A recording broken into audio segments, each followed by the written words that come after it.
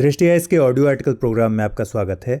आज का हमारा आर्टिकल द हिंदू में प्रकाशित लेख for better use on MP lads fund और द इंडियन एक्सप्रेस में छपे लेख ट्रस्ट योर एमपी के सम्मिलित सारांश पर आधारित है।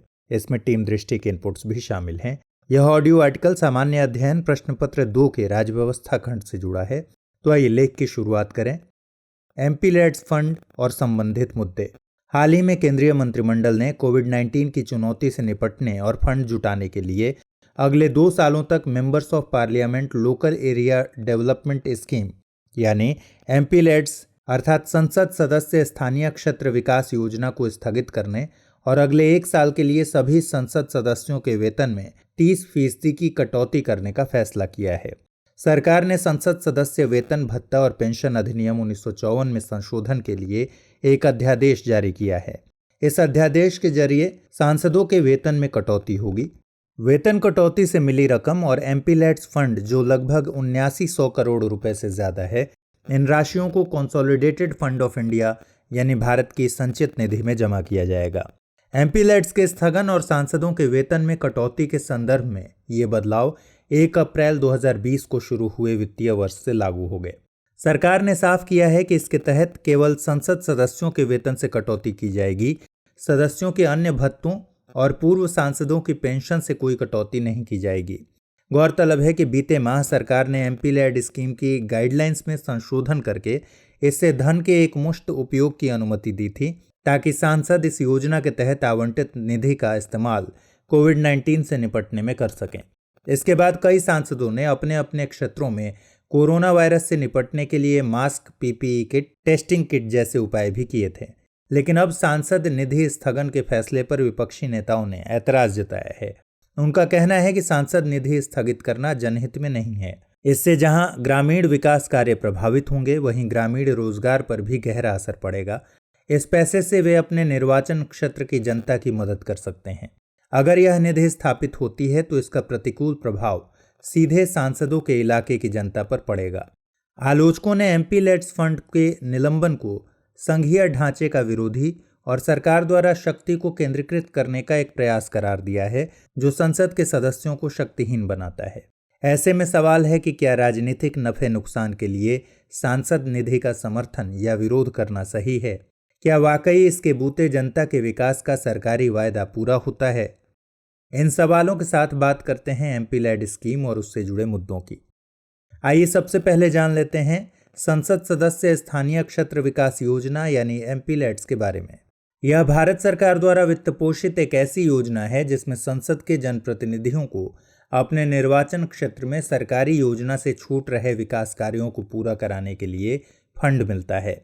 एमपी लैड्स की शुरुआत 23 दिसंबर 1993 को हुई थी।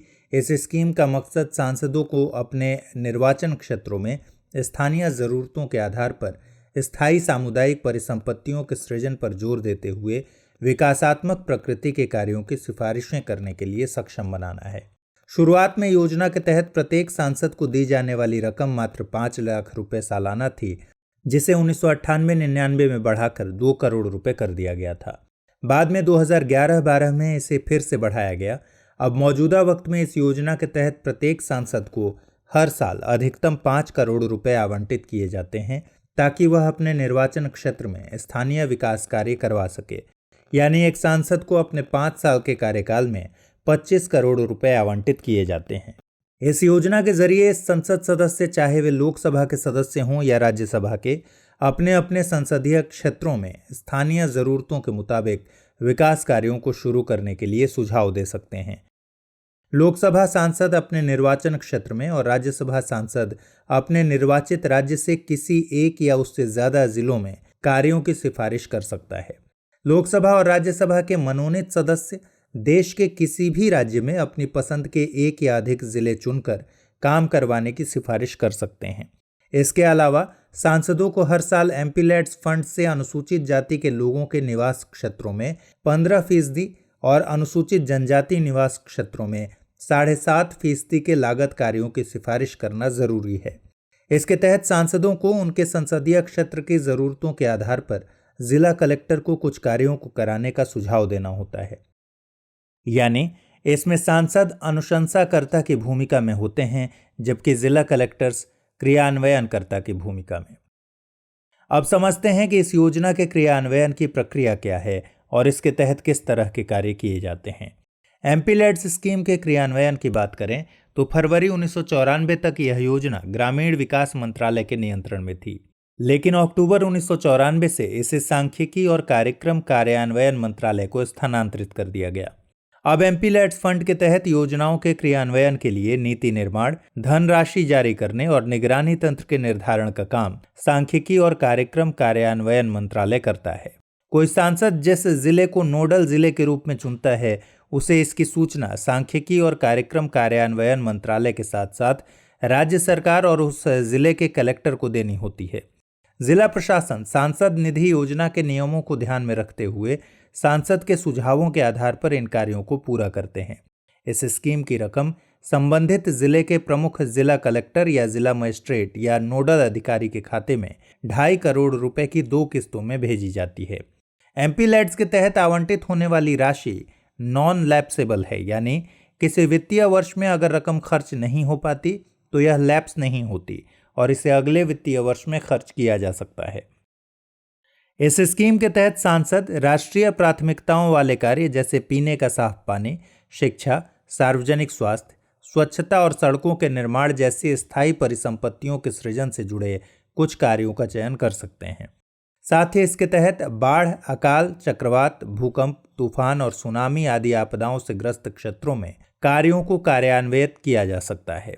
देश में विकराल प्राकृतिक आपदा आने पर सांसद प्रभावित जिले के लिए अधिकतम 1 करोड़ रुपए के कार्यों की सिफारिश कर सकते हैं। आपदा विकराल है या नहीं, यह भारत सरकार द्वारा तय किया जाता है। यह योजना सूचना के अधिकार के दायरे में शामिल है। साथ ही नियंत्रक एवं महालेखा परीक्षक इस स्कीम के ब्यौरों का ऑडिट भी करते हैं। हालांकि इस योजना के जरिए अब तक कई अहम कार्य किए गए हैं, लेकिन योजना से जुड़े आंकड़ों और अनुभवों पर नजर डालें तो जमीनी हकीकत कुछ और ही बयां करती है।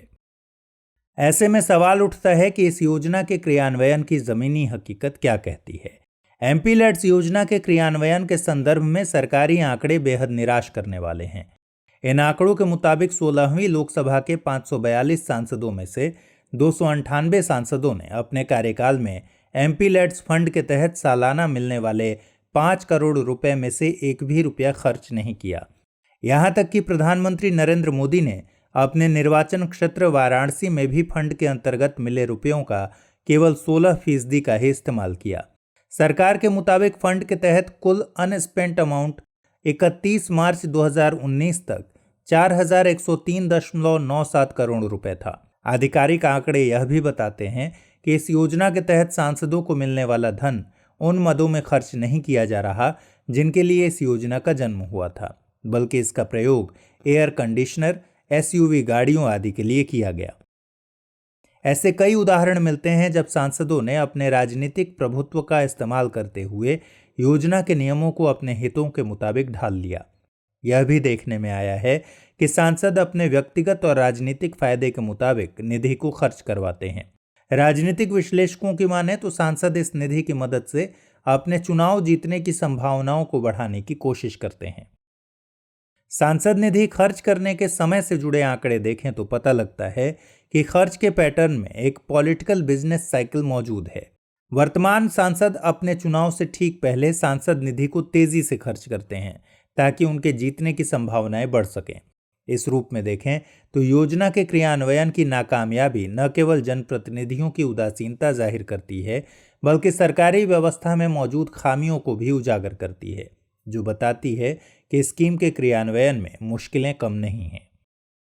ऐसे में सवाल है कि इस योजना के संदर्भ में क्या क्या चुनौतियां और समस्याएं हैं। इस स्कीम की प्रकृति को लेकर काफी पहले से आलोचना होती रही है। इससे जुड़ी समस्याओं में एक समस्या कार्यक्षेत्र के ओवरलैपिंग की है। इस स्कीम के तहत सड़क बनाने और स्कूल बनाने जैसे जो कार्य कराए जाते हैं, वैसे ही कार्य राज्य सरकार, विधायक निधि, स्थानीय निकायों और पंचायती राज संस्थाओं के द्वारा भी किए जाते हैं। ऐसे में सभी के कार्यक्षेत्र आपस में ओवरलैप और गफलत की स्थिति पैदा करते हैं।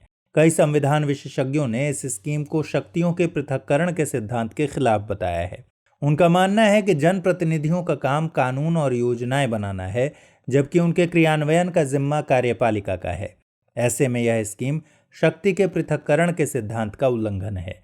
इसी विवाद के साथ एमपीलैड स्कीम को संवैधानिक व्यवस्था, संविधान के अनुच्छेद 275, 282 और 73वें व 74वें संशोधन के उल्लंघन के रूप में सुप्रीम कोर्ट में चुनौती दी गई थी।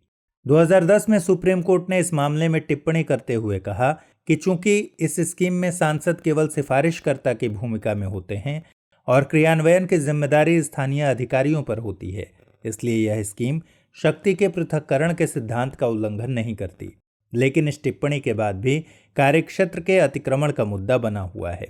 एक समस्या यह भी है कि नियमों का उल्लंघन होने पर सांसद अपने दायित्व से यह कहते हुए पल्ला झाड़ लेते हैं कि इस स्कीम को अमल में लाने का काम जिला प्रशासन का है, जबकि जिला प्रशासन सांसद के निर्देशानुसार स्कीम को लागू करता है।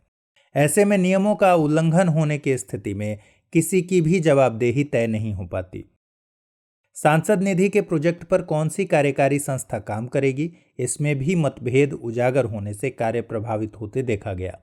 इसी तरह एक किस्त मिलने के बाद जब तक उसका यूटिलाइजेशन प्रमाण पत्र नहीं जमा किया जाता, तब तक दूसरी किस्त जारी नहीं होती।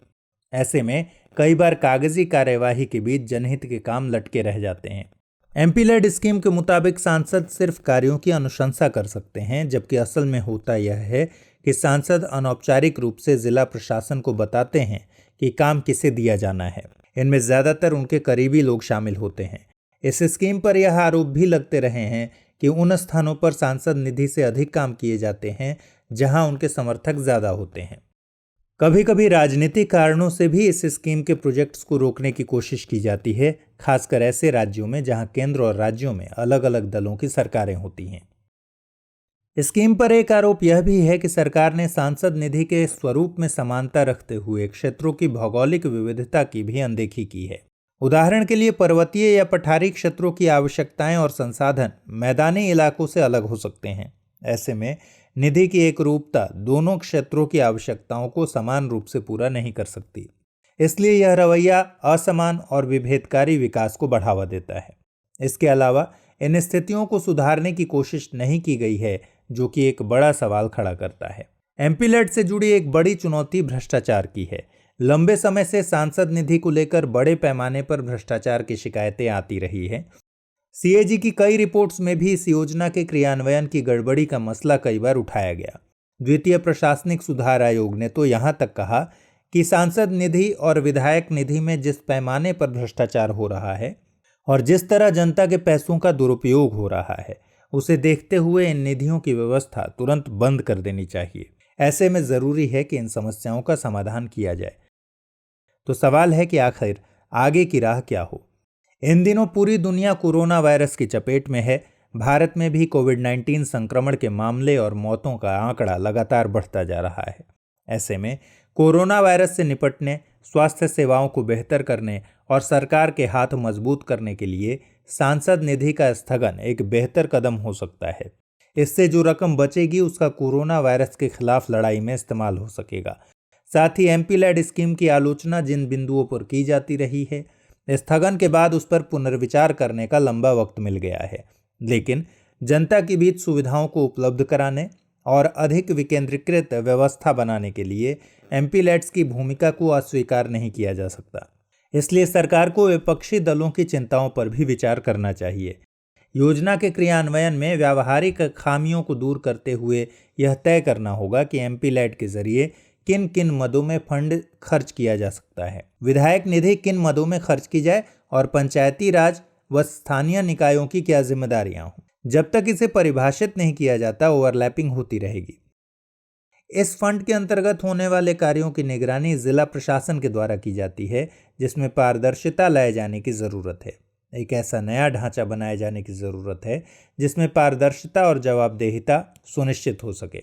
एक सुझाव यह भी है कि इसका सोशल ऑडिट किया जाना चाहिए, ताकि जनता की गाढ़ी कमाई से बना यह फंड जनहित में पूरी ईमानदारी से इस्तेमाल हो सके। आइए अब नोट करते हैं आज का सवाल। सवाल है, सांसद निधि योजना के अनुभव इसमें आमूल-चूल परिवर्तन किए जाने की आवश्यकता पर जोर देते हैं, न कि इसे समाप्त किए जाने की। उपरोक्त कथन के आलोक में इस योजना का मूल्यांकन कीजिए।